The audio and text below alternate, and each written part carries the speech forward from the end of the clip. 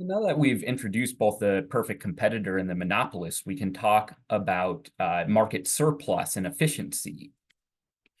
So let's talk about the costs of the monopoly. When we compare the monopoly and the perfect competitor, the monopolist will, because they have price setting power, charge a higher price and generally produce a lower quantity than the perfect competitive market would.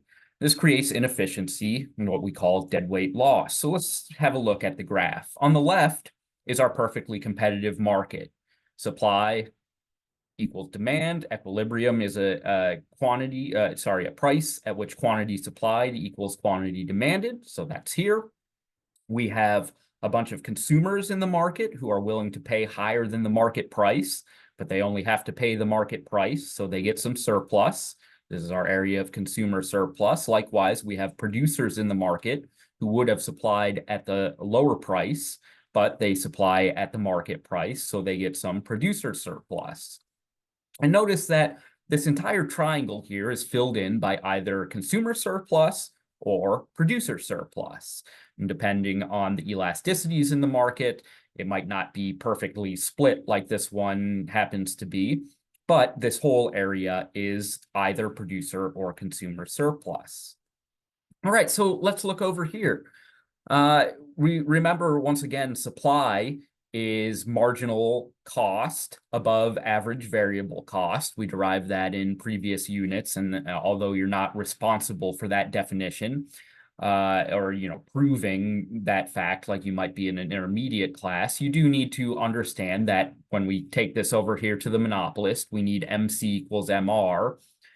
Every firm, perfectly competitive or not, supplies according to their marginal cost curve. So MC equals MR occurs right here at the intersection of our supply curve, which is marginal cost and marginal revenue.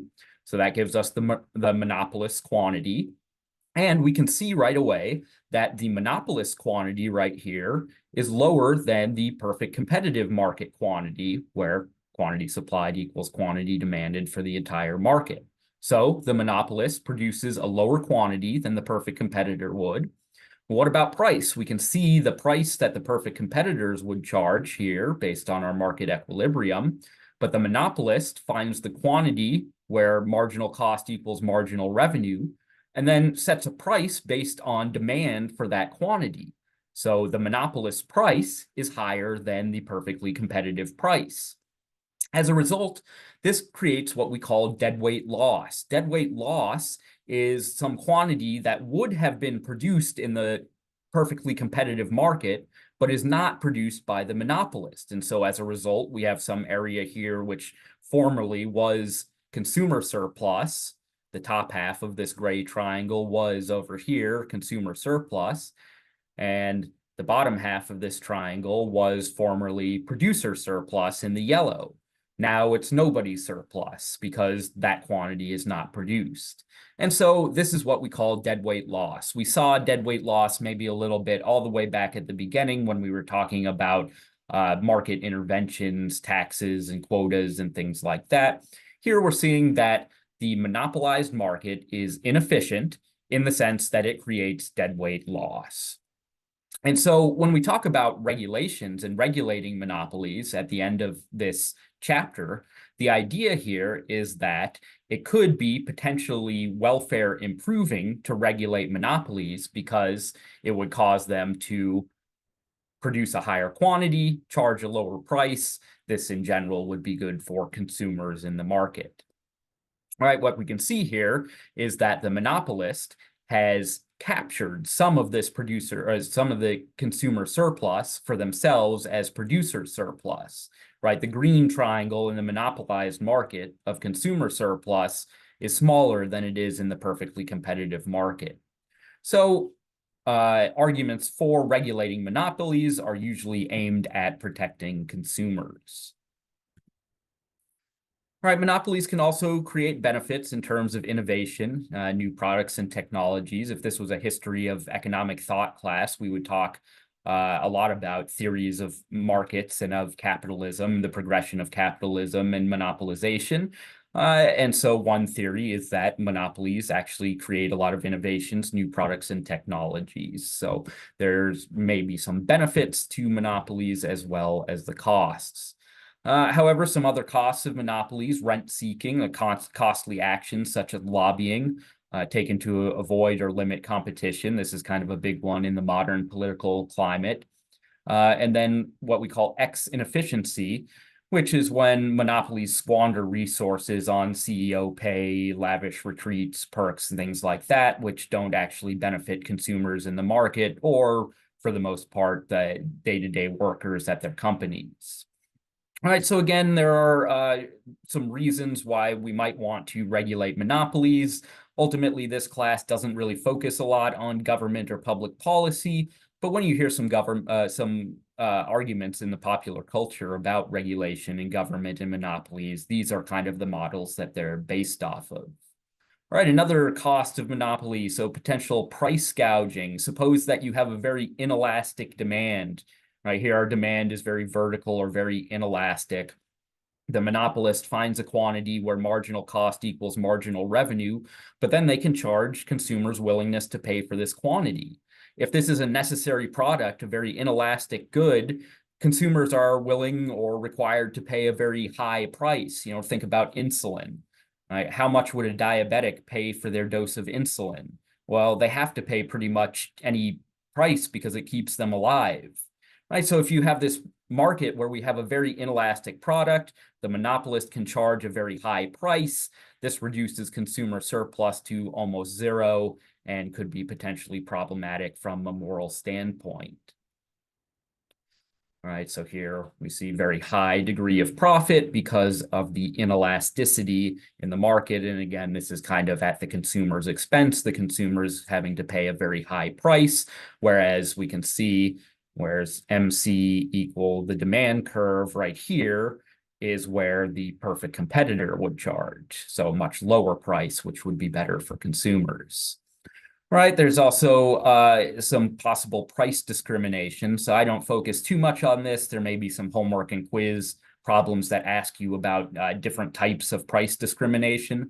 So price discrimination is just where you charge different consumers different prices for the same product. In order to price discriminate, you have to have control over price, obviously, but you must also be able to separate the market into groups based on elasticities of demand or figure out consumers' willingness to pay for these products. You also have to be able to prevent consumers from buying at a lower price and then reselling at the higher price. However, some types of price discrimination that are possible. First-degree price discrimination occurs when firms capture all consumer surplus by charging each consumer the maximum willingness to pay. So in order to do this, the company would have to know exactly what the highest you are willing to pay is. And there's some argument that healthcare companies, health insurance companies will sometimes do this by charging you a price that is way higher than you could possibly pay and making you negotiate down to whatever the maximum you're willing and able to pay is. So this would be first-degree price discrimination. You could have second-degree price discrimination. It's probably not as, quote, bad for consumers. Here is where there's different prices based on quantities you purchase. So like Costco or Sam's Club, if you buy in bulk per unit, it's cheaper than buying smaller quantities. So that's second-degree discrimination. And then third-degree discrimination is charging different prices to different groups of consumers. So maybe you've got like children's fares for airplanes, or if you go to the amusement park, there might be an adult fee or a children's fee. So this is third-degree price discrimination. And really, it's kind of the first-degree discrimination, which is, in some sense, the most problematic in terms of modern society. All right, so finally, we talk a little bit about regulation and natural monopolies. So a company could have a natural monopoly if there are economies of scale or, high upstart costs to competition. And so when you have natural monopolies like this, oftentimes we don't necessarily want to break up those natural monopolies because it would drive up prices. Right? The USPS is able to send mail at a fairly low price, But if they were broken up into a bunch of smaller companies, they might have to raise their prices because there are economies of scale in production here. So the argument in this chapter is not that we have to regulate all monopolies. There are different types of problems associated with monopolies, and on a case-by-case basis, it may be justifiable to regulate.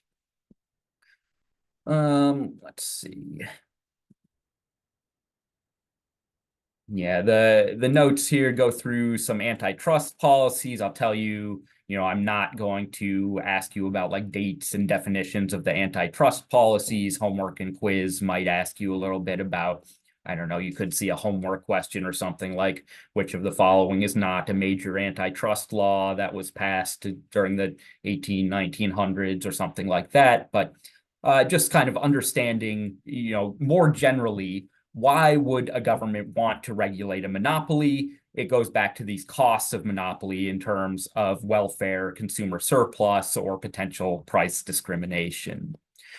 Okay, so I'll stop there and proceed on to the homework help video. As always, reach out if you have any questions.